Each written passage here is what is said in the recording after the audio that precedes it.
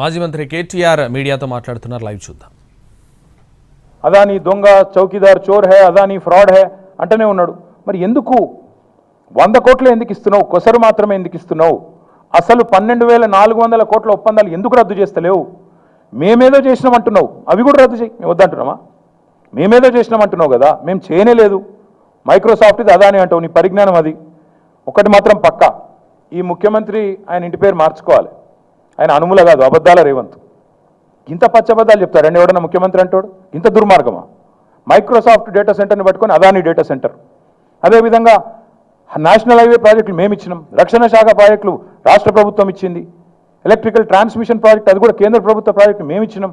ఇంత పచ్చి అబద్ధాలు చెప్పేటోడు అనుముల రేవంత్ రెడ్డి కాదు, అబద్ధాల రేవంత్ రెడ్డే. అందుకే నేను అనేది, ఈ కాయిదాలు, ఈ డ్రామాలు ఇవన్నీ పక్కకు పెడితే, రేవంత్ రెడ్డి నీకు అసలు కేసీఆర్ గారి గురించి మాట్లాడతాడు. నిన్న సరే నన్నంటే తిట్టినావు, నీకంటే వయసులో చిన్నోనే కాబట్టి పడతా అనుకో. కేసీఆర్ గురించి మాట్లాడతావు, ఎంత ధైర్యం నీకు? నాకు అర్థం కాక అడుగుతా, ఏం తప్పు చేసిండు కేసీఆర్ గారు? అవుట్ రైట్గా అదానీ ఆఫర్ను రిజెక్ట్ చేయడమే కేసీఆర్ చేసిన తప్ప. KCR rejects Adanis offer. This is KCR. Red signal ఇచ్చిండు కేసీఆర్. దేశం మొత్తం ఇంకా అదాని గురించి తెలియకముందే మొదలు మేల్కొన్న ముఖ్యమంత్రి కేసీఆర్. ఒక ఇక్కడనే కాదు, కేసీఆర్ గారు ఓపెన్గా యశ్వంత్ సిన్హా గారు రాష్ట్రపతి ఎన్నికల్లో పోటీ పడ్డప్పుడు ఓపెన్గా అడిగిండు, ఎవరి కోసం 10% బొగ్గు దిగుమతి అనే పాలసీ ఎవరి కోసం? ఒక వ్యక్తికి మేలు చేయడం కోసమే కదా అని గర్జించిన ఒకే ఒక్క ముఖ్యమంత్రి కేసీఆర్. నీలాగా కొడంగల్లో సిమెంట్ ప్లాంట్ కోసమో, లేదా మీ మంత్రుల ఈడీ కేసులో రాజీ కోసమో చీకట్లో కాళ్ళు పట్టుకునే రకం కాదు కేసీఆర్ గారు. బరాబర్ బాజాప్తా అడిగిండు.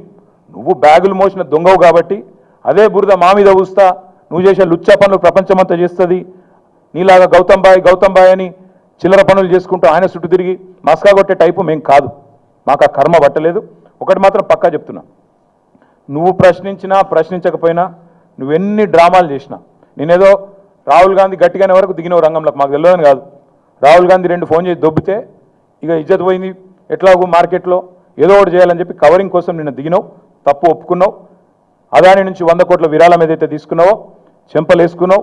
టీఆర్ఎస్ దెబ్బకు, టీఆర్ఎస్ ధాటికి తట్టుకోలేక గత్యంతరం లేక పీచేముడు అన్నావు, సంతోషం. కానీ 12,400 కోట్ల పెట్టుబడి ఏదైతే అందులో నీ వాటాలతో సహా, మీ పెద్దలకు మూటలతో సహా ఏదైతుందో దాన్ని కూడా ఖచ్చితంగా రద్దు చేయాల్సిందే. అప్పుడైతేనే నిన్ను, నీ రాహుల్ గాంధీని దేశం నమ్ముతుంది, లేకపోతే మీ మాటలు ఇంకెవడు నమ్మడు. ఇంకొక మాట నేను అడుగుతా ఉన్నా, 5,000 కోట్లు ఇప్పుడే నేను అడిగిన, పంపుడు స్టోరేజ్ దాని పాలసీ ఎక్కడుంది చూపెట్టు, ఏ బేసిస్లో ఎంఓయూ చేసి నువ్వు చూపెట్టు. అట్లాగే మూసీని మురికి కూపంగా మార్చే అంబుజా సిమెంట్ ఫ్యాక్టరీ కోసం 1,400 కోట్ల పెట్టుబడి ఏ బేసిస్లో పెట్టుకున్నావు చెప్పు. అందుకే నేను అనేది, ఈ ఉల్టా చోర్కో కొత్వాల్ డాంటే అనే స్టైల్లో నువ్వు తప్పులు చేసి మా మీద రుద్దే ప్రయత్నం ఏదైతే చేస్తున్నావో, సాడిస్ట్ ముఖ్యమంత్రి, నీకు భయపడేటోడు ఎవ్వడు లేడు ఇక్కడ. ఏం చేసుకుంటావో చేసుకో, నిన్ను మాత్రం తప్పకుండా ప్రజల తరపున ప్రశ్నిస్తూనే ఉంటాం, నిలదీస్తూనే ఉంటామని మళ్ళొకసారి చెప్తూ, దయచేసి మీడియా మిత్రులను కూడా కోరుతా ఉన్నాను. నిన్న ఒక మాట అడిగితే పాపం ఏం చేయాలని తెలియక మేమేమే బేబే అన్నాడు. ఒక సంస్థను బ్లాక్ లిస్ట్ చేయాలని చెప్పి మీ డిపార్ట్మెంటే రిపోర్ట్ ఇచ్చింది కదా నాయా అని ఒక జర్నలిస్ట్ గారు పాపం ధైర్యం చేసి అడిగింది. మీ హెచ్ఎండబ్ల్యూఎస్ వాళ్ళే బ్లాక్ లిస్ట్ చేయమన్నారు ఒక సంస్థని, ఎందుకు చేయడం లేదు అని అడిగితే రేవంత్ రెడ్డి వాడెవడో పుల్లయ్య మల్లయ్య చెప్పిండు. పుల్లయ్య మల్లయ్య కాదురా నాయన, నీ కింద ఉన్న డిపార్ట్మెంట్, నువ్వు మున్సిపల్ మంత్రిగా ఉన్న డిపార్ట్మెంట్లోని ఏజెన్సీ. పుల్లయ్య మల్లయ్య దారిని పోయి దానే చెప్పలే రేవంత్.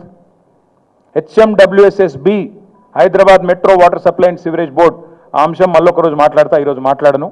కానీ అంటే అంత తెలివి తక్కువగా, అంత అసహనంతో, అంత నిస్పృహలో ముఖ్యమంత్రి ఉన్నాడని చెప్పడానికే ఈ మాట చెప్తా ఉన్నా. మీడియాకు కూడా దయచేసి రిక్వెస్ట్, ఆయన ఏదో కన్ఫ్యూజ్ చేసి మన రాష్ట్రాన్ని బదనాం చేసే ప్రయత్నం చేస్తే మీరు కూడా ఆయన ట్రాప్లో పడవద్దని మా ప్రార్థన, మా విజ్ఞప్తి. Thank you.